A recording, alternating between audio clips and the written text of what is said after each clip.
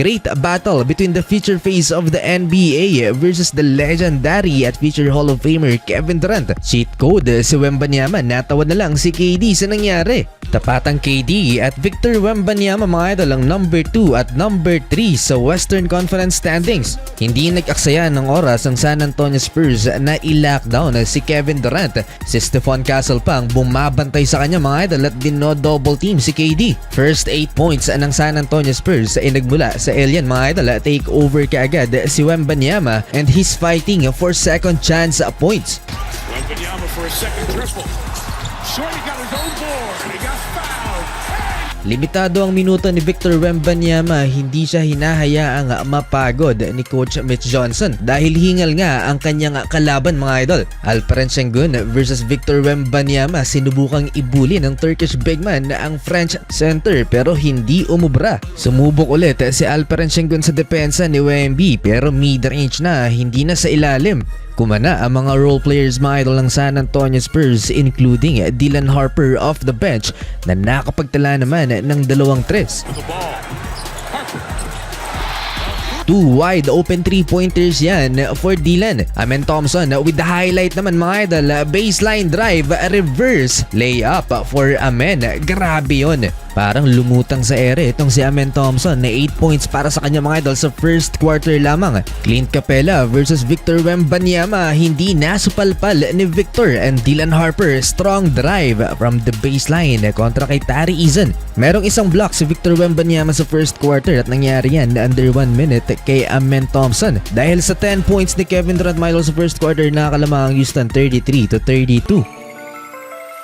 Simula ng second quarter, take over kaagad ng alien. Back-to-back field goal for Victor Wembanyama, bank shot at alley-oop slam dunk.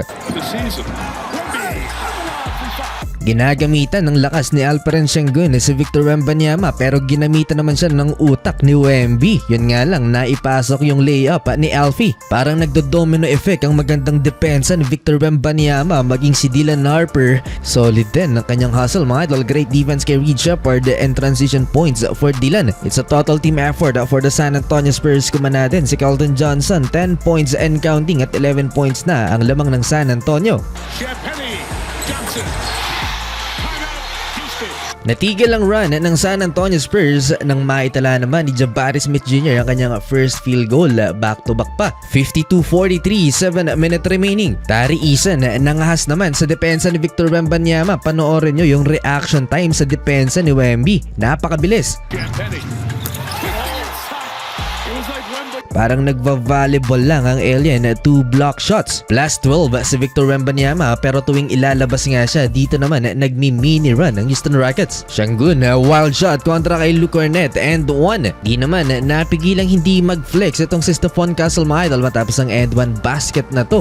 High IQ play for Victor Wembanyama mga idol sa play na to. Tinuturo niya si Keldon Johnson na ipasa kay Dylan Harper ang bola dahil nag-set ng screen ang alien. Wide open 3-pointer for Dylan. 2-man punch sa offense ng San Antonio Spurs si Dylan Harper at Keldon Johnson. Tough layup by Keldon and Dylan Harper. Running layup naman. Etong si Kevin Durant natatawa na lang sa depensa sa kanya ng San Antonio Spurs dahil para bang bakit daw ganyan yung depensa sa kanya, hindi lang 2, 3 pa at grabing physical na ginagawa sa kanya ni Keldon Johnson. Di na rin nakapagpigil si Kevin Durant na sigawan ng official dahil sa dami ng contact sa play na to, wala man lang foul.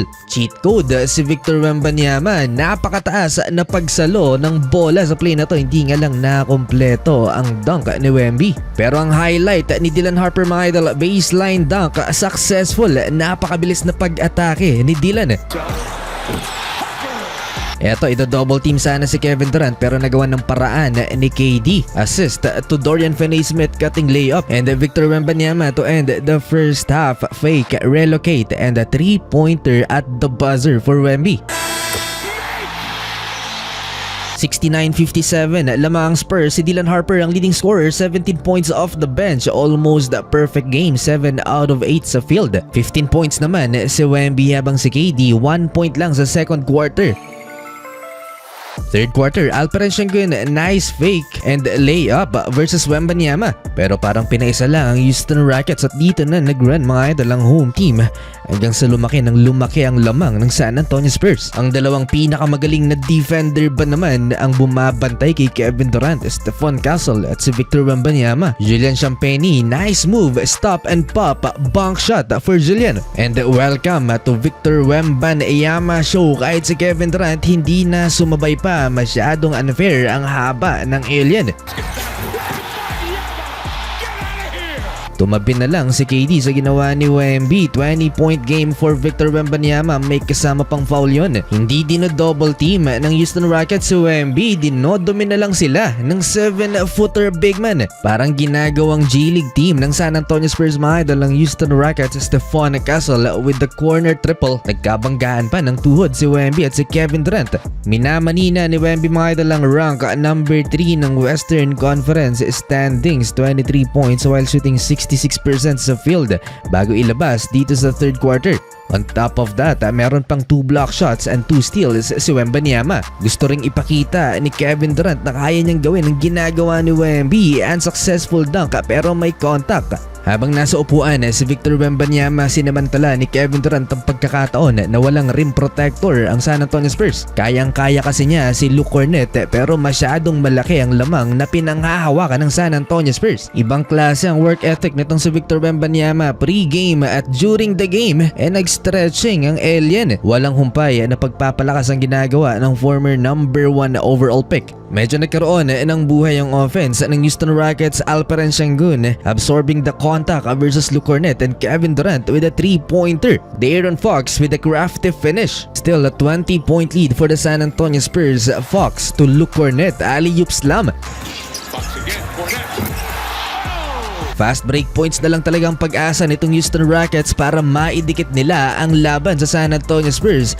Dahil pag nasa ilalim nga itong si Victor Wembanyama, effortless defense, tinayuan na lang niya si Clint Capela. No jump block for Victor Wembanyama, nakalapag ang paa niya sa court. Kevin Durant playing great defense, last 1 second nasupalpal pa niya si Dylan Harper. 110 to 94, lamang ng 16 points ang San Antonio Spurs going into fourth and final frame.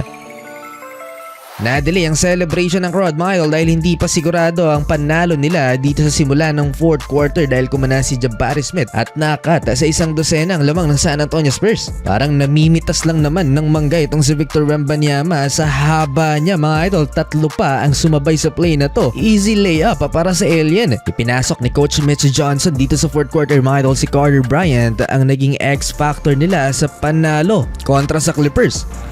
Spin by Easton Wembanyama.